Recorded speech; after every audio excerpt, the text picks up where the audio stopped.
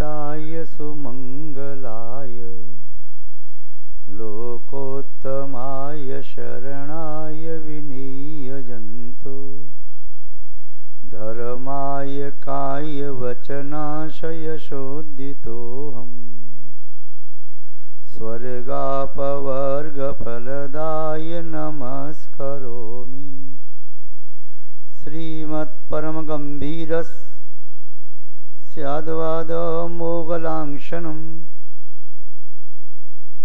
जीयात्रैलोक्यनाथस्य शासनं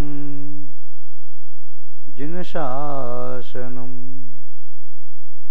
जय बोलिए त्रिकालवर्ती त्रैलोक्य पूज्य विश्वाराध्य पंच परमेष्टि भगवान की, अनंतानंत सिद्ध परमेष्टि भगवान की, वर्तमान जन शासन नायक श्री वर्धमान महावीर भगवान की, परम पूज्य चालित चक्रवर्ती आचार्य श्री शांत सागर जी मुनि महाराज की, परम पूज्य सिद्धांत चक्रवर्ती आचार्य गुरुदेव श्री विद्यानंद जी मुनि महाराज की, अहिंसामय विश्व धर्म की, पूज्य गुरुदेव आचार्य भगवान शिक्षण बसुनंदी जी महाराज के, समस्त आचार्य संघ की। एक बार हाथ जोड़े। जैनम जयतु शासनम विश्व कल्याण कारकम।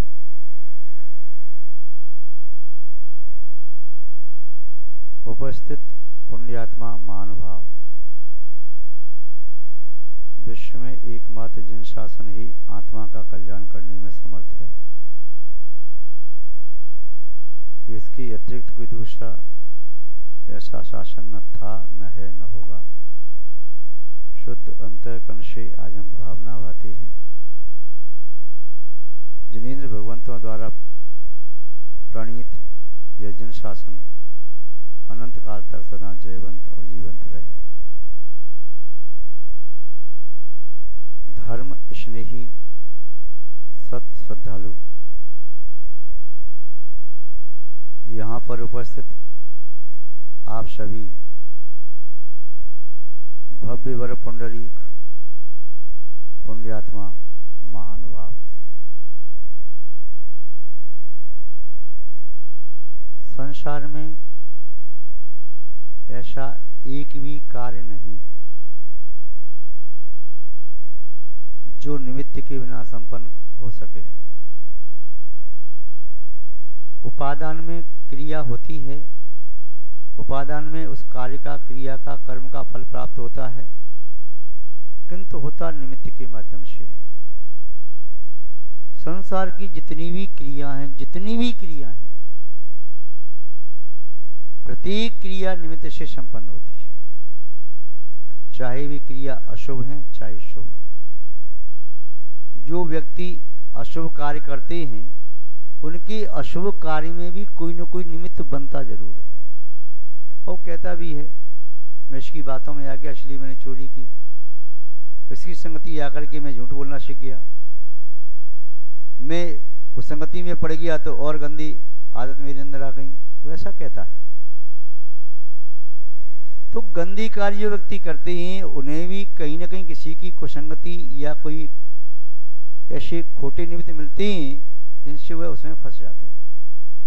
अच्छे कार्य करने वाले व्यक्ति भी अच्छे निमित्तों को प्राप्त करते हैं। पंचम काल में बिना निमित्त के कोई भी व्यक्ति अपना धर्म ध्यान कर नहीं सकता, शुभ उपयोग लगा नहीं सकता। यद्यपि चतुर्थ काल में भी आलमनों की आवश्यकता थी। यूं तो आचार्य श्री वीरसेन स्वामी जी ने धवला पुस्तक 9 में अभी वाचन चल रही थी, पढ़ा उसमें, आलमनों से पूरा लोक भरा हुआ है, फिर भी कौन सा आलमन किस व्यक्ति के परिणामों को विशुद्ध करने में निमित्त बनता है, ये उस पर निर्भर करता है।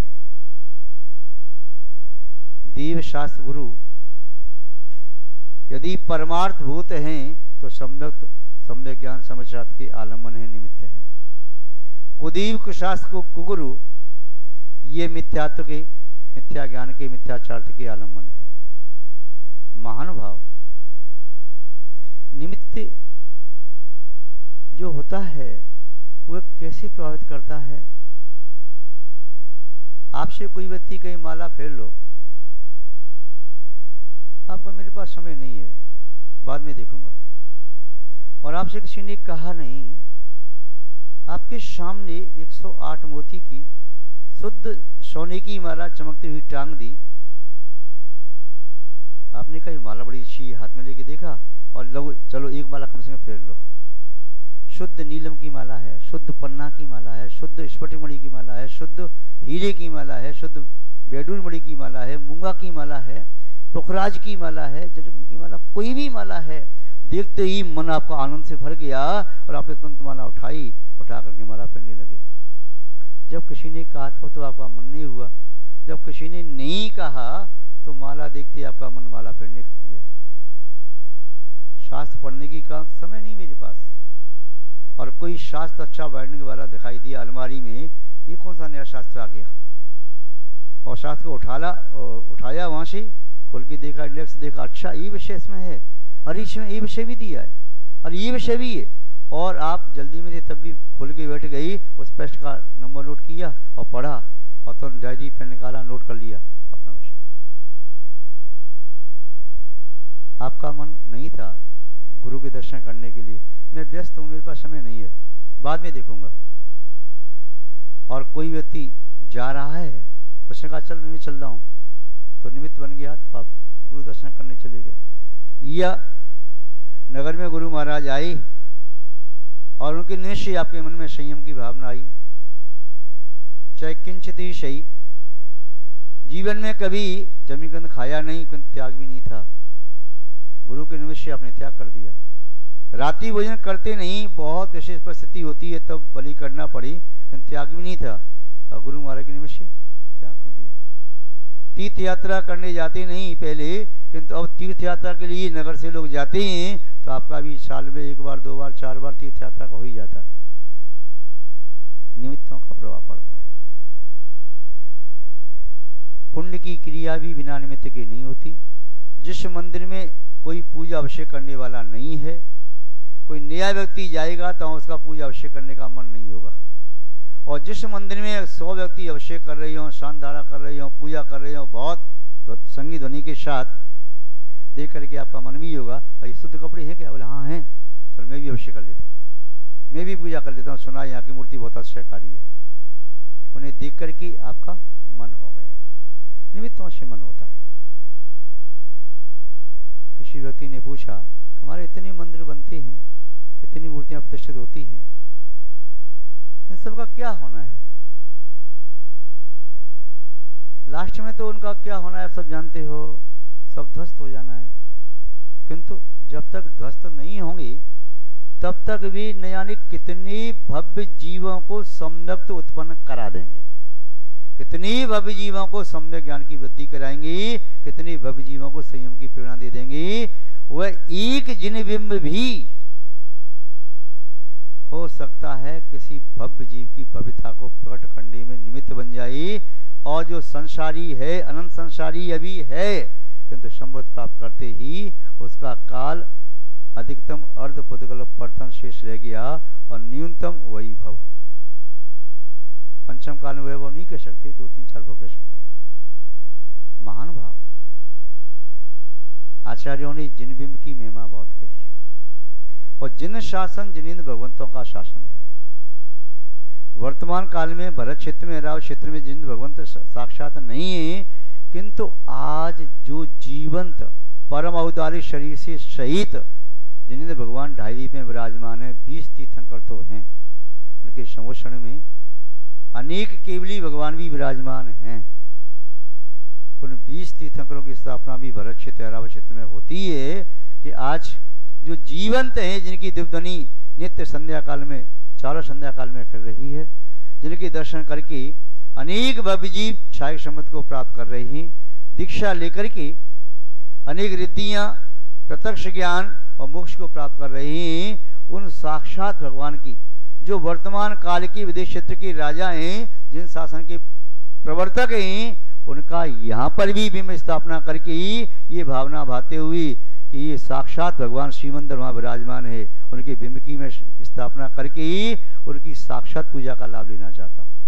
जैसे नंदीश्वर दीप 8वां दीप है, वहाँ जा नहीं सकते, उसकी स्थापना यहाँ करते। ऐसे ही विदेश क्षेत्र के तीर्थंकरों की स्थापना करके भव्य जीव साक्षात वत पूजा का पुण्य लाभ प्राप्त कर पाते हैं।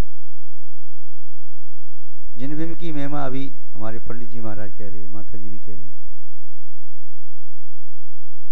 और जिनबिंब की महिमा कई बार हम भी कहते हैं। आचार्यों ने लिखा है, चाहे आचार्य पद्मनंदी आचार्य हुए, सुरसागर सूरी अष्टवाड़ की टीका में आचार्य वसुनंदी जो 1000 वर्ष पहले हुए, वसुनंदी शाखाचार्य में आचार्य जयसन स्वामी जैसे प्रतिष्ठा ग्रंथ में आचार्य मुक्ति स्वामी, अन्य आचार्यों ने प्राय करके जिनबिंब के संबंध में एक कारिका का उद्धरण बार बार दिया, उसके शब्दों को चेंज किया, किंतु यही कहा जो व्यक्ति अपने जीवन में यदि राई के दाने के बराबर या धनिये के दाने के बराबर या सरसों के दाने के बराबर इतनी बड़ी बिंब की स्थापना करता है और गेहूं के दाने के बराबर, धनिये के पत्ते के दाने के बराबर, बिंबा फल के दाने के बराबर और फल के बराबर मंदिर बनवाता है, और लिखा कि वह नियम से 7 या 8 भव के अंदर अंदर मोक्ष को प्राप्त करने में समर्थ होता है। क्योंकि जिन बिंब की स्थापना अभव्य जीव अपने हाथों से नहीं कर सकता। राजा शैणक ने नरकायु का बंद कर लिया तो अपने हाथों से जिनबिंब की स्थापना नहीं कर सके। भरत चक्रवर्ती ने स्थापना की, इतना पुण्य का संचय किया, चक्रवर्ती होने के बावजूद भी दीक्षा लेने के अंतर मुहूर्त में केवल ज्ञान की प्राप्ति कर ली। बाहुबली भी उन्हीं भगवान ऋषभदेव के पुत्र थे, भरत भी उनके पुत्र थे, किंतु बाहुबली भगवान को केवल ज्ञान प्राप्त करने में 1 वर्ष लगा, ऋषभदेव स्वामी को स्वयं 1000 वर्ष लगा, अन्य उनके पुत्रों को अलग अलग समय लगा, किंतु केवल भरत ही एक ऐसे पुत्र थे जिन्होंने अंतर मुहूर्त में केवल ज्ञान को प्राप्त कर लिया। उन्होंने जिनबिंब की स्थापना करके 72 जिनबिंब की स्थापना भरत चक्रवर्ती ने की, ऋषभदेव ने नहीं की, अन्य पुत्रों ने नहीं की, तो उसका पुण्य अपने आप में एक अचिंत्य पुण्य होता है। आचार्य पद्मनंदी स्वामी की कारिका सुनाते हैं, आचार्य शिवकोटि महाराज ने भी लिखा, क्योंकि जिन लोगों ने जिनमें स्थापना कराई वे पूछ रहे थे कि महाराज जी इसका पुण्य क्या है, फल क्या है। कई बार लोग संवत्सरण में भी पूछते हैं कि जिनमें स्थापना का पुण्य क्या है। तो आचार्य पद्मनंदी महाराज, कौन से आचार्य? तो पद्मनंदी महाराज कुंद स्वामी का भी नाम है, किंतु पद्मनंदी महाराज शायद दूसरे हैं। क्या लिखा उन्होंने? बिंबोदलोन्नति यतोन्नति मेव भक्त्या ये कारयन्ति जिन सद्म जिनाकृतिं च पुण्यं तदीयमिय भागपि नैव शक्ता वक्तुं परस्य किमु कार्ययुतं द्वयस्य। इस बसंतिल का काव्य का अर्थ अपन देखते हैं, बिंबादलोन्नति यवोन्नति मीव भक्त्या, भक्ति पूर्वक जो भव्य जीव, यव कहते हैं जौ का दाना, जौ जानते हो, जौ गेहूं जैसी होती है, गेहूं के साथ होती है, उस क्षेत्र में उसको बीजर कहते हैं, यहां उसको जौ। तो जौ का जो दाना होता है उतनी बड़ी मूर्ति, और शास्त्रों में भी जव शब्द का प्रयोग किया है कि यव से नापा जाता है, इतनी यव, इतनी अंगुल, इतनी जू, इतनी लीक। तो यव का नाम लिया कि यव के बराबर, यव अंगुल से भी बहुत छोटा हो गया, 1 अंगुल में 8 यव आ जाएंगे, इतना छोटा, यानी इतना अंगुल है उसमें 8वां भाग। यवोन्नति, बिंबादलोन्नति यवोन्नति मीव भक्त्या, भक्ति पूर्वक जौ के दाने के बराबर जिसने जिनबिंब की स्थापना की है, कराई है या अनुमोदना कर रहा है। बिंबादलोन्नति, और बिंबा फल होता है बिल्व फल, बेल फल होता है, और बिंबा फल वैसे तो बेल फल को नहीं कहते हैं, ये कुंदरू जैसा फल होता है, छोटा सा, आपकी भाषा में सेंध होती है उतना बड़ा फल होता है। ये परवल के हैं, परवल से छोटा होता है। इतना बड़ा जो मंदिर बनवाता है, जौ की दाने के बराबर मूर्ति और बिंबा फल के बराबर मंदिर की स्थापना करता है। बिंबा दलोन्नति यतोन्नति मीव भक्तिया ये कार्यंत, जो ऐसा बिंब और ये कार्यंत जिन सद्म, सद्म का ये तो भवन मंदिर, जिन भगवान का मंदिर, जिन आकृतिम से, और जिन भगवान की आकृति। यहाँ तक कि कुछ लोग तो जिन भगवान की आकृति अप्रतिष्ठित सही अपनी मकान में खिड़कियों में लगा देते हैं, वो भी आकृति लगा देते हैं, अर्ध मुद्दा लगा देते हैं। कम से कम से अर्ध मुद्दा पर निगाह तो पहुंचेगी, उसे देख करके कब हमारा उपयोग शुद्ध हो जाए, कब हमारा परिणाम अच्छा हो जाए और पुण्य का आशा हो जाए। तो यहाँ कहा बिंबा दलोन्नति यतोन्नति मीव भक्तिया ये कार्यंत जिन सद्म जिना कृतिम छे, जो कोई भी भव्य जिन भगवान की आकृति बनवाते हैं या अचिंतन में भी बनाते हैं, किंतु स्वयं के लिए पुण्य के कारण है, किंतु स्थापना करते हैं। पुण्यम तदीयमीय वाग अब नहीं व सकता। आचार्य पद्मनाभ कह रहे हैं उस व्यक्ति के पुण्य को, तदीय माने उस व्यक्ति के पुण्य को, पुण्यम तदीय नैव नहीं, शक्ता समर्थ, कौन? बागपी, सरस्वती भी उसके पुण्य को कहने में समर्थ नहीं है, जिसने यव के बराबर मूर्ति और बिंबा फल के बराबर मंदिर की स्थापना की है।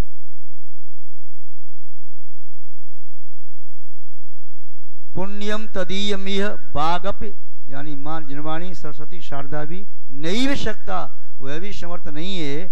अन्य की बात क्या कहो, अन्य जगह कहा गर्दर परमेष्टि भी उस व्यक्ति के पुण्य को कहने में समर्थ नहीं है, यदि उसने अपने स्वकीय न्यायोपार्जित द्रव्य के माध्यम से काम किया है, कहीं से द्रव्य चोरी करके लाया फिर स्थापना की तो पुण्य की बात नहीं, या बिना भक्ति की स्थापना कर दिया तो नहीं। भक्तिया भक्ति पूर्वक अंतरंग से स्थापना करने की भावना भी होना चाहिए, और भावना नहीं है, सबने किया तो मैंने अपना नाम लिखा दिया, भावना तो नहीं थी, वो बात नहीं।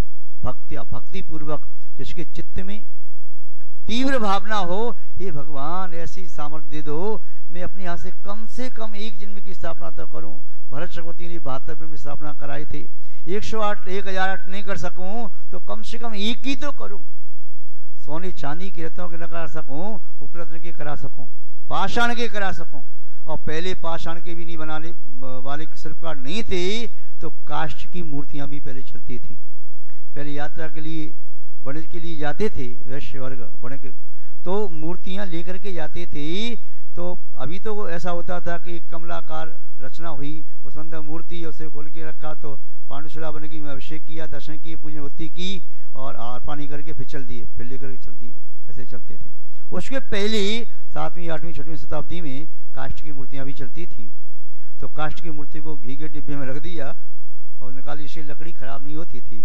संभव है उसी काल से पंचामृत की प्रथा प्रारंभ हुई हो उन मूर्तियों की वजह से, या पाषाण की मूर्ति जो रुक्षता ज़्यादा आ जाने से चिकनाई आदि का प्रयोग करना प्रारंभ रहा, वह कभी कभी होता था, फिर नित्य नित्य प्रारंभ रहा हो।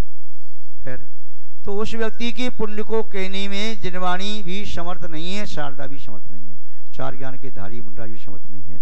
ऐसा आचार्य पद्मनाभ स्वामी ने अपने शब्दों में कहा है। भक्त तुम परश कहने के लिए, परश किम कार्य तुम द्वश्य, जिस व्यक्ति ने केवल मूर्ति और केवल मंदिर एक एक चीज बनवाई है, उसके कहने में समर्थ नहीं है, किंतु जिसने दोनों की स्थापना की हो, बड़े बड़े मंदिर बनवाई हो, बड़ी बड़ी मूर्तियां स्थापना की हो, उस व्यक्ति के पुण्य को कौन कह सकता है।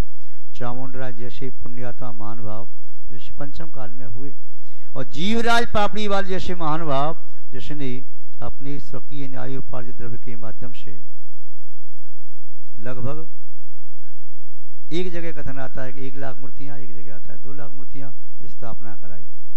यदि औरंगजेब ने हमारे जैन मंदिरों को तोड़ा, मूर्तियों को तोड़ा, तो एक ही शावक खड़ा हो गया, इतनी मूर्ति स्थापना कितनी तोड़ो, हमारी जैन संस्कृति को नष्ट नहीं कर सकते, एक व्यक्ति ने इतनी स्थापना करा दी। हमारी जैन समाज आज भी इतनी जागरूक है, पूरे भारतवर्ष में विगत लगभग 15-20 साल से प्रतिष्ठाएं बहुत हो रही हैं अभी, और जिनवी की स्थापना भी बहुत हो रही। बहुत शुभ बात है जिनवी की स्थापना होना।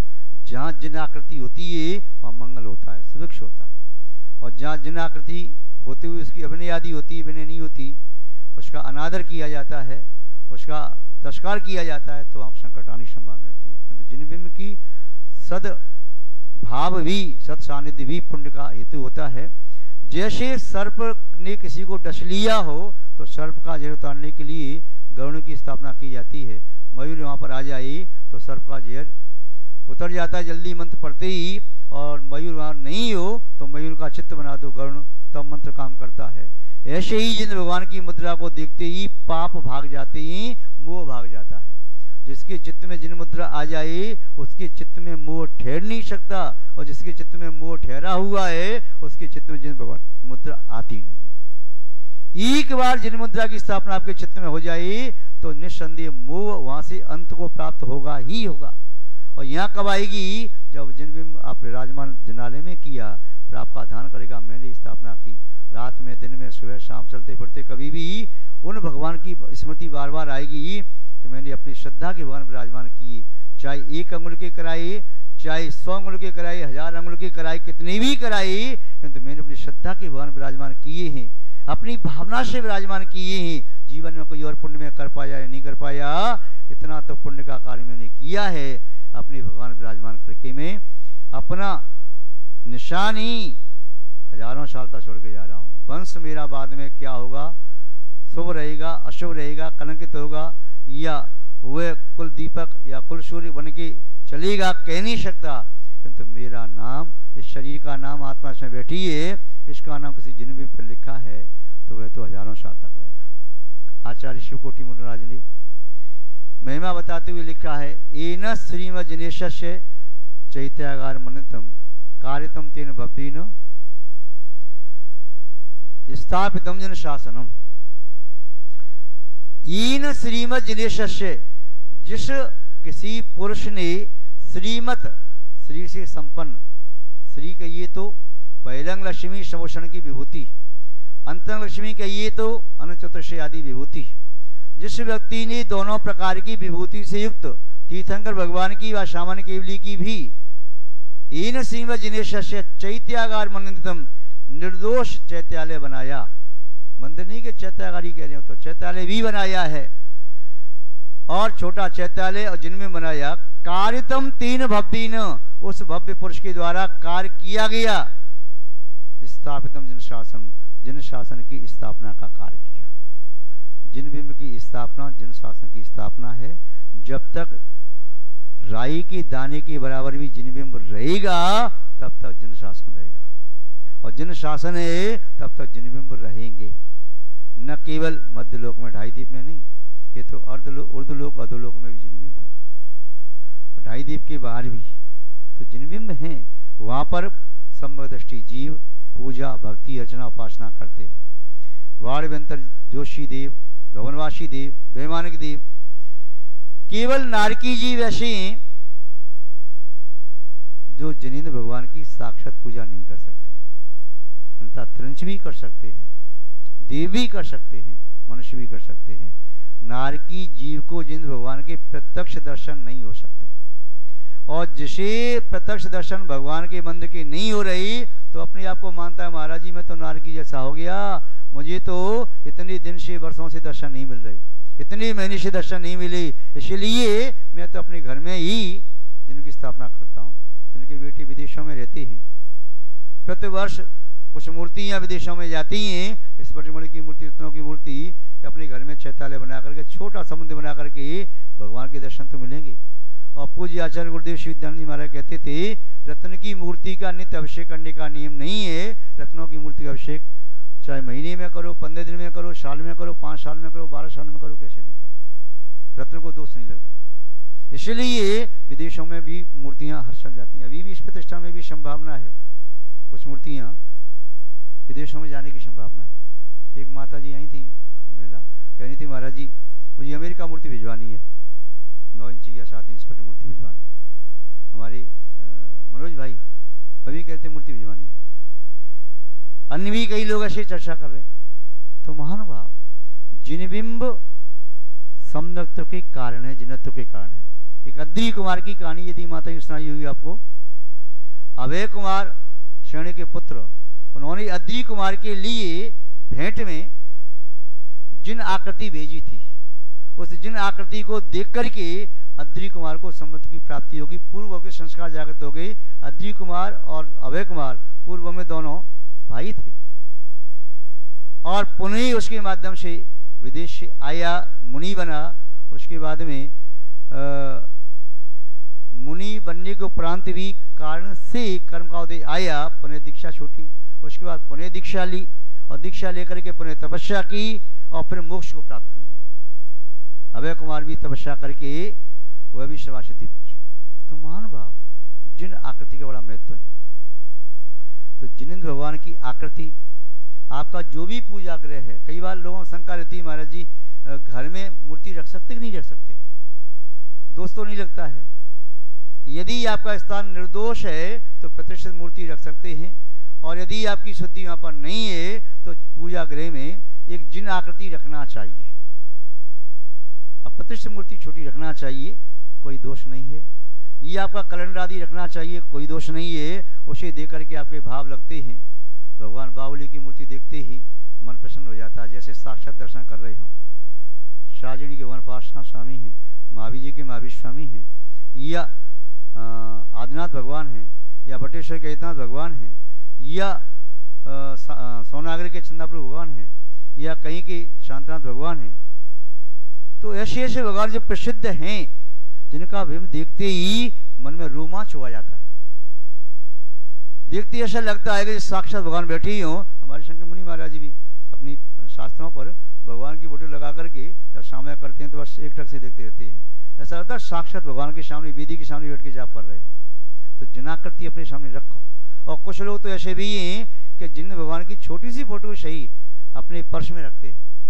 ऊपर वाली रखते हैं, नीचे वाली नहीं रखते, कमर से नीचे नहीं, उसमें रखते हैं। और कोई अपने मोबाइल में भी रखते हैं, कोई अपने लैपटॉप में भी लगा के रखते हैं, डेस्कटॉप पर। तो क्यों? उसके देखते ही क्षण भर के लिए परिणाम शुद्ध हो जाता है।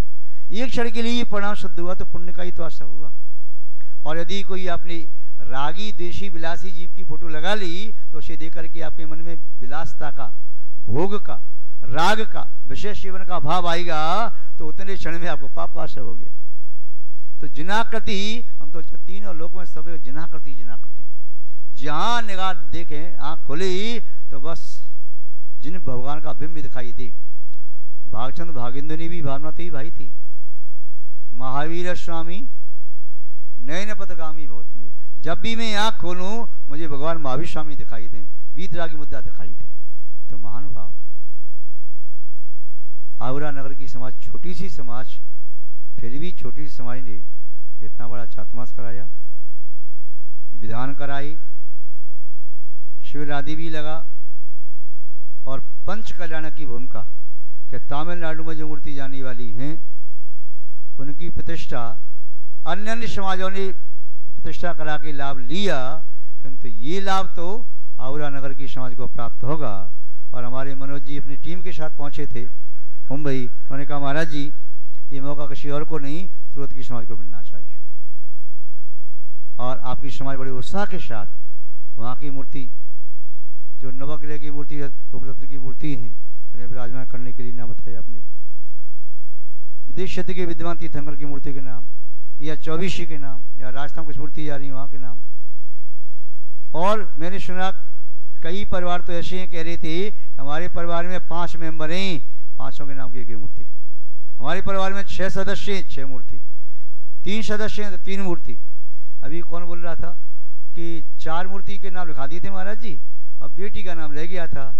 तो बेटी अभी शादी नहीं हुई तो वो भी तो हमारे परिवार में ही है, तो उसके नाम से मूर्ति करा दी। एक बेटी के नाम से मूर्ति करा दी। तो ये भावना उस परिवार की आसन भव्य की बनती है जिसे वास्तव में निकट भविष्य में मोक्ष प्राप्त करना है, जिन शासन का प्रवर्तन करना है। भविष्य के तीर्थंकर केवली होंगे, वे कहाँ से आएंगे? नरक से निकल के निगो से निकल के आएंगे क्या? आप और हम में से ही होंगे जो भविष्य के केवली होने हैं, तीर्थंकर होने हैं, सुत केवली होने हैं, रिद्धिधारी अवधि ज्ञानी मुनि महाराज होने हैं, वे कहीं बाहर से नहीं आएंगे। इस पंचम काल की, इस कली काल के इस विषम काल में खोटे परिणाम वाले जीव बहुत हैं। ऐसे विषम काल में भी जिसके परिणाम इतने शुद्ध हैं, ऐसे काल में जो पुण्य कर पा रहा है वही तो भविष्य के तीर्थंकर केवली शुद्ध केवली आदि बनेंगे, वही तो मोक्षगामी जीव होंगे। क्योंकि अरबों की संख्या में सम्यक्त की उपासना करने वाले हजारों लाखों की तादाद में ही ज्यादा नहीं होंगे, और मिथ्यात्व का पोषण करने वाले अरबों की तादाद। तो महानुभाव वे सम्यक दृष्टि अपने सम्यक्त को निर्मल बनाएं, दूसरों के सम्यक्त की निर्मलता में सहयोगी बने, निमित्त बने, संयम में सहयोगी बने, स्वयं पुण्य के कार्य में संलग्न रहें और दूसरों को पुण्य के कार्य में संलग्न करें। नीरज जी बैठे यहाँ पर, दिल्ली वाले गए, उन्होंने भी, उनका भाव है कि महाराज जी आपके हाथों से जब जब प्रतिष्ठा हो, जहां जहां भी हो, बिना पूछे ही एक मूर्ति तो हर पंचकल्याणक में हमारी ओर से प्रतिष्ठित होना ही चाहिए। बाड़मेर वाली हैं, उनके माध्यम से भी मैं समझता हूँ हर प्रतिष्ठा में पंचकल्याणक में एक आध मूर्ति प्रतिष्ठित उनकी होती है। ऐसे ही निकुंज जी हैं दिल्ली वाले, जो धर्म संस्थान के चेयरमैन हैं, उनके माध्यम से भी 100 तक इकट्ठी एक बार प्रतिष्ठा हुई थी, छोटी छोटी मूर्तियां और भी। तो ऐसे कई पुण्यात्मा जीव हैं, वे ये नहीं कहते महाराज हम तो प्रतिष्ठा पहले करा दी थी, अब बार बार थोड़ी रख दी हमने एक बार। भोजन कितनी बार करते हो? एक बार भोजन कर लिया महाराज हमने, 20 साल पहले भोजन करने की आवश्यकता है, ऐसे कहते हो क्या? नित्य करते हो। तो पुण्य के कार्य भी नित्य नित्य करते रहो। औषधि सेवन हमेशा किया जाता है जब जब रोग होता है, तो जब जब पुण्य का मौका मिले तब तब पुण्य कार्य करते रहो। और पुण्य कार्य करके जीवन में आज तक कोई पछताया हो तो ऐसे किसी एक व्यक्ति का नाम हमें बता देना। पुण्य कार्य करके कोई पछताया हो, कोई एक व्यक्ति का नाम बता देना, और पुण्य कार्य जैसे जो चूक गया ऐसे पछताने वाले हजारों व्यक्ति के नाम बता देंगे कि मैं चूक गया, उस समय ऐसा मौका मैं चूक गया, किंतु पुण्य कार्य करके कोई नहीं पछताया। वाह, कोई पुण्य का उदय आया, मुझे ऐसा मौका मिल गया। तो ऐसा पुण्य का कार्य पुण्यवंत हाथों संपन्न हो। आप सबके लिए बहुत बहुत आशीर्वाद, सद्भावनाएं। आपका श्रीमद जिनेन्द्र पंचकर्ण प्रतिष्ठा महोत्सव का कार्यक्रम संपन्न हो, ऐसी भावना। और आपके मंदिर में भी पंचमेरु की स्थापना हो रही, बहुत आनंद की बात। पंचमेरु की स्थापना का आशय है अकृत्रिम जिनालयों की स्थापना। किसकी? अकृत्रिम जिनालय की स्थापना कर रही पंचमी स्थापना, चाहे प्रतीकात्मक की सही, किंतु पुण्य तो आपको बहुत मिलेगा ही। और सामान्य केवली प्रथम अनंतवीर और ऋषभसेन की स्थापना करने वाले पुण्यात्मा परिवार, और वांसपूज भगवान अमरनाथ भवन स्थापना करने वाले परिवार, वो भी आप जिनमें देखेंगे बहुत सुंदर जिनमें में है। इसके साथ साथ सिद्ध परमेश्वरी की बात भी कही, अभी वह सजनबिंब आ नहीं पाया, आएगा, देखो प्रतिष्ठा होगी। सिद्ध परमेश्वरी का जन्म नाम आ गया है।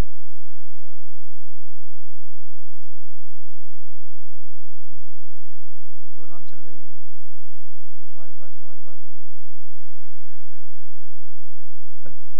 चलो समाज का, तो हम गैर समाज थोड़ी लाए, हमारे पास समाज का है। चलिए कोई बात नहीं। तो हाँ, तो सिद्ध परमेश्वरी का बिंब होता है, अष्ट प्रत्यार से रहित होता है। सिद्ध परमेश्वरी के नख नहीं होते, उनकी मूर्ति में केश नहीं होते, और श्रीवत्स का चिन्ह नहीं होता, सामान्य जिनमें होता है। और सिद्ध परमेश्वरी का बिंब शास्त्रों में लिखा है स्फटिक मणि या हीरे का ही होना चाहिए, क्योंकि वह एकदम पारदर्शी होना चाहिए, अन्य रत्न का भी नहीं। हीरा और स्फटिक मणि जैसे ये ट्रांसपेरेंट होते हैं, तो ऐसा ही होना चाहिए। कई जगह सिद्ध परमेश्वरी की मूर्तियां धातु की बनाते हैं, अच्छा है, उन पर स्फटिक मणि नहीं मिल पाती तो, किंतु धातु की बना लेते हैं, किंतु सर्वश्रेष्ठ है स्फटिक मणि या हीरा। और स्फटिक मणि शुद्ध मिल जाए ना, शुद्ध मिल जाए तो उसकी आप चमक देखना, हीरे जैसी चमक होती है। तो जिनबिंब और सिद्ध परमेश्वरी की जिनबिंब की स्थापना के लिए वेदी नहीं बनाई जाती। सिद्ध परमेश्वरी की स्थापना चंद्राकार सिद्धशिला बनाकर स्थापना की जाती है। सिद्ध परमेष्ठी की स्थापना दो ही आसन से, खड़गासन या पद्मासन। क्योंकि अनंत प्रतिमा तो आपको अर्ध पद्मासन वाली भी मिल जाएंगी, अनंत प्रतिमा आपको किसी और आसन वाली भी मिल सकती हैं, जो तपस्या करते हुए बावली भगवान है बेल लिपटी वो मिल सकती हैं, या पाषाण भगवान की सर्प फल लगा है वैसी मिल सकती हैं, पर सिद्धों की मूर्ति ऐसी कभी आपको मिल नहीं सकती। तो सिद्ध भगवान की मूर्ति निर्विकार, निरावरण और अमूर्तिक होती है। तो वह मूर्ति विराजमान करने वाला व्यक्ति निस्संदेह सिद्धों का पाशक भावी सिद्ध है। और सिद्ध भगवान की पूजा कम की जाती है, उनका ध्यान ज्यादा लगाया जाता है, उपासना की जाती है। सिद्ध भगवान लोक के अग्रभाग पर विराजमान हैं, उनसे ऊपर अब कोई भी परमेष्ठी नहीं। और सिद्ध भगवान की पूजा तो विश्व के सभी संप्रदाय वाले करते हैं। करने की इनकी विधा प्रथा अलग अलग है। कोई चंद्रमा बना करके तारा बना देते हैं किसी संप्रदाय में, वो चंद्रमा सिद्ध शिला का प्रतीक है, तारा सिद्धों का प्रतीक है। कोई अन्य प्रकार से बनाते हैं, ओम का चंद्रबिंदु बना करके करते हैं कि हमने आधा ओम स्थापना कर लिया, चंद्रबिंदु बनाया, बिंदी रख दी। वह चंद्रबिंदु जो है वह चंद्रमा सिद्ध शिला का प्रतीक है, बिंदु सिद्धों का प्रतीक है। इसी प्रकार से अन्य अन्य संप्रदाय में तो सिद्धों की मूर्ति अब कुछ समय पहले से चली, 100-150 साल से कटिंग वाली मूर्ति चली। कटिंग वाली मूर्ति का जिन आगम में कहीं भी उल्लेख हमें पढ़ने में नहीं आया, तो वह मूर्ति विराजमान कटिंग वाली नहीं होना चाहिए। जहां भी की जाती है वो उचित नहीं है, वो तो धातु है, उसमें संस्कार दिए नहीं जा सकते। जो आकृति है उसमें कहाँ संस्कार दोगे, कहाँ अंक न्यास करोगे, कहाँ मंत्र न्यास करोगे, कहाँ किसको सूर्य मंत्र दोगे, क्या करोगे। तो वह तो केवल धातु है, वह मूर्ति पूजा के योग्य नहीं है जैन वांग्मय के अनुसार। किंतु जो रखे हैं, जिनकी प्रशस्ति लिखी है, और वो अलग करेंगे तो कहेंगे महाराज ऐसा कैसे हो सकता है, हमारी तो श्रद्धा है। किंतु जब भी अभी आपको सिद्धों की स्थापना करनी हो तो सिद्धों की स्थापना ऊपर वाले तल पर करना चाहिए। शिखर में जो वेदी बनाए या वेदी पर ऊपर रखना चाहिए। जैसे वेदी है, जो मेठ वाले पिपन जी बैठे वो भी सिद्धों की स्थापना कर रहे हैं, शायद यहाँ तक शांतान भगवान के आजू बाजू में ऊपर से फटमणि की, उन्हें भी जिनमें इतने शुद्ध मिल गए।